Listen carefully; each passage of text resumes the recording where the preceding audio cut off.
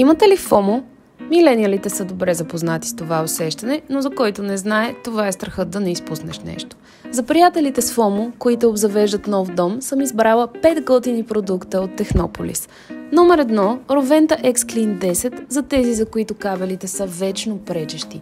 Безкабелна прахосмокачка за сухо и мокро почистване, която дори се самопочиства.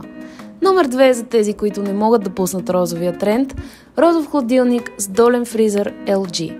Този модел е с оптимизиран разход на енергия и издава по-малко шум. Най-после!